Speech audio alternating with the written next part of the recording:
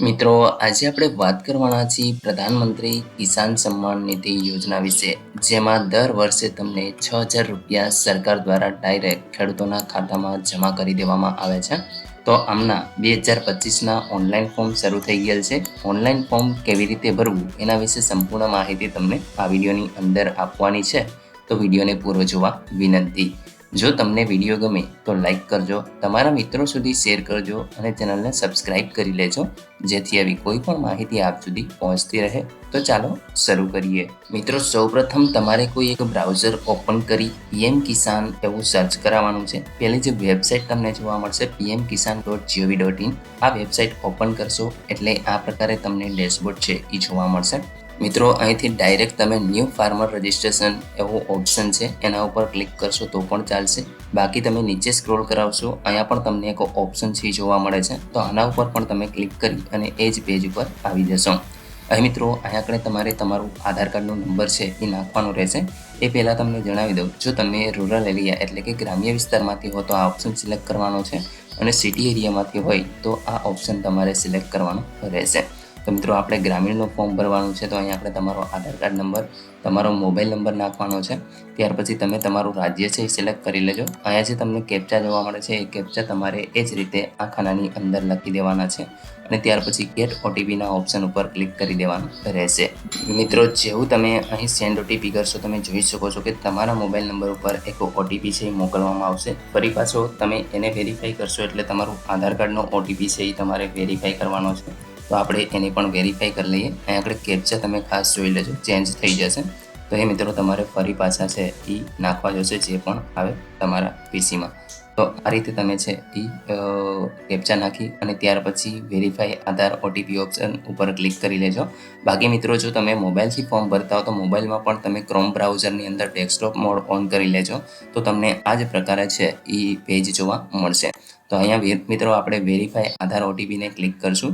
તમે જોઈ શકો છો કે ફોર્મ છે ઓપન થઈ ગયું છે. અહીંયા આપણે જે રાજ્ય સિલેક્ટ કરેલું છે એ તમને જોવા મળશે.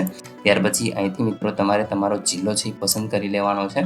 એટલે મિત્રો, અહીંયા તમને તાલુકાનું લિસ્ટ જોવા મળશે, એમાંથી તમારે તમારો તાલુકો જે પણ લાગુ પડતો હોય એ સિલેક્ટ કરી લેવાનો છે. ફરી પાછું અહીંથી તમારે તમારો જે બ્લોક છે એટલે કે એ સિલેક્ટ કરી લેવાનો છે, અને ત્યાર પછી વિલેજ, અહીંયા આગળ તમારે તમારા ગામનું નામ છે એ સિલેક્ટ કરી લેવાનું રહેશે. ત્યાર પછી મિત્રો, અહીંયા આધાર કાર્ડ પ્રમાણે તમારું જે નામ હશે એ તમને જોવા મળશે. તમારું જે જેન્ડર હશે અહીંયા તમને જોવા મળશે. સબ કેટેગરી તમારે SC ST સિવાયની હોય તો અહીંયા અધર અથવા તો જનરલ બેમાંથી જે પણ તમને લાગુ પડતી હોય, જેમ કે EWS હોય, OBC હોય અથવા તો જનરલ હોય, તો આ ત્રણેયને આ જે પહેલો ઓપ્શન છે કેટેગરીનો એ જ લાગુ પડશે, તો એ તમારે સિલેક્ટ કરી લેવાનો છે. બાકી મિત્રો, તમે નાના ખેડૂત હોય એટલે કે 1 થી 2 હેક્ટરની વચ્ચે તમારી પાસે જમીન હોય તો આ સિલેક્ટ કરવાનું છે, અને બાકીના હવે અધર સિલેક્ટ કરી લેવાનું રહેશે. ત્યાર પછી મિત્રો, અહીંયા આધાર કાર્ડ ઓટોમેટિક સિલેક્ટ થયેલું આવશે, તમે જોઈ શકો છો. ID પ્રૂફ છે એ તમને આધાર કાર્ડ અહીંયા જોવા મળશે. ત્યાર પછી મિત્રો, આધાર કાર્ડનો નંબર છે એ તમને આ ખાનાની અંદર જોવા મળશે. અત્યારે કોઈ પણ કારણોસર છે એ આ રીતે તમને જોવા મળે છે, કારણ કે અહીંયા આપણે એક પ્રોસેસ થઈ ગઈ છે અને એના માટે, પરંતુ તમારે આમાં કંઈ પણ ચેન્જીસ કરવાનો નથી, એ ઓટોમેટિક હોય છે. ત્યાર પછી તમારો મોબાઈલ નંબર તમને આ ખાનામાં જોવા મળે છે. આધાર કાર્ડ પ્રમાણે તમને એડ્રેસ છે એ આ ખાનામાં જોવા મળશે. ત્યાર પછી મિત્રો, તમે નીચે સ્ક્રોલ કરાવશો તો અહીંયા આગળ તમારો પિનકોડ નંબર, ત્યાર પછી ફાધર મધર કે જે પણ એડ્રેસની અંદર તમારે સન ઓફ હોય તો એ પ્રમાણે આવશે, અને વાઇફ ઓફ હોય તો WO આવશે. એ મિત્રો આધાર કાર્ડની ડિટેલ છે ઓટોમેટિક છે એ પેજ થઈ જાય છે. બાકી લેન્ડ રજિસ્ટ્રેશન ID જો તમારી પાસે હોય તો નાખી શકો છો, અન્યથા એને છોડી પણ શકો છો. મિત્રો, તમારો રાશન કાર્ડનો નંબર તમારે નાખવો હોય તો અહીંયા આપી દેજો. ત્યાર પછી મિત્રો, જો તમે PM કિસાન માનધન યોજનાની અંદર લાભ લીધેલો હોય તો યસ કરવાનું છે, અન્યથા ન કરી દેવાનું છે. હવે મિત્રો, અહીંયા આગળ આવે છે ઓનરશિપ, એટલે કે એ જગ્યાના માલિક કોણ છે. જો તમારી પાસે એટલે કે એક જ નામ, એક જ ખાતેદાર ધરાવતા હોય તો તમારે આ સિંગલ ઓપ્શન સિલેક્ટ કરવાનો છે, અને જોઈન્ટ એકાઉન્ટ હોય, જેમ કે તમારા પપ્પાના ભાઈ હોય અથવા તો તમે હોય અને તમારા ભાઈ હોય, તો એ પ્રમાણે જોઈન્ટ એકાઉન્ટ જમીન નામે હોય તો તમારે અહીંયા જોઈન્ટના ઓપ્શન ઉપર સિલેક્ટ કરવાનું છે.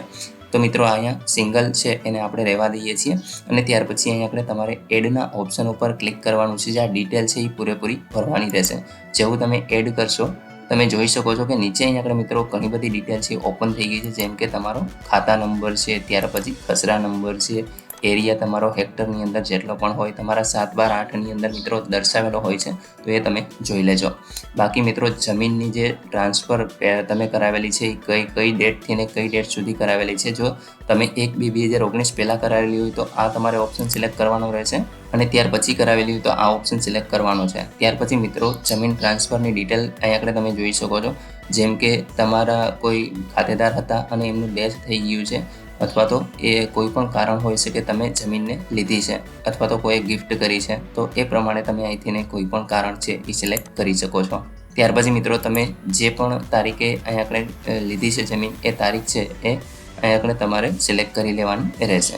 ત્યાર પછી મિત્રો પાટા નંબર અથવા તો RFA નંબર છે એ તમારે અહીંથી યસ અથવા નોમાં જવાબ આપી અને સિલેક્ટ કરી લેવાનો છે. અને ત્યાર પછી મિત્રો એડ ડિટેલના ઓપ્શન ઉપર ક્લિક કરી દેવાનું રહેશે.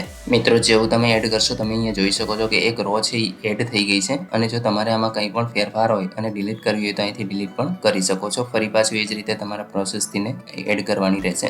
તો મિત્રો અહીંયા આગળ જેટલા પણ ખાતેદાર હોય એ પ્રમાણે તમારે સિલેક્ટ કરી લેવાનું છે. તમારા જેટલા પણ ખાતા હોય એ પ્રમાણે તમારે અહીંયા એડ કરવાનું રહેશે. ત્યાર પછી મિત્રો અહીં આપણે ચૂઝ PDFનો એક ઓપ્શન તમને જોવા મળે છે. જગ્યાના કાગળિયા જેમ કે 7/8 દસ્તાવેજ છે એ તમારે અહીંયા PDF ફોર્મેટની અંદર અપલોડ કરવાનો હોય છે. તો મિત્રો અહીં આપણે જે 200 KBની અંદર તમારે એક PDF બનાવવાની હોય છે, અને ચૂઝ ફાઇલના ઓપ્શન ઉપર ક્લિક કરી તમારે ડોક્યુમેન્ટને છે એ સેવ કરી દેવાનું રહેશે. તો મિત્રો આપણે સેવ કરી અને આગળ વધીએ.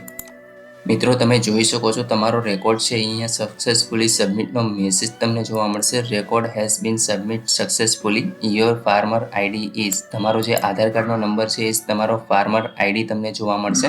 અને મિત્રો તમારે જો આનું સ્ટેટસ ચેક કરવું હોય તો તમારો જે આધાર કાર્ડનો નંબર છે એના ઉપરથી જ તમે કરી શકશો. મિત્રો ફરી પાછું તમારે હોમ પેજ ઉપર આવવાનું છે. અહીં આગળ તમે જોઈ શકો છો નો યોર સ્ટેટસ, આ ઓપ્શનને તમારે ક્લિક કરવાનું છે.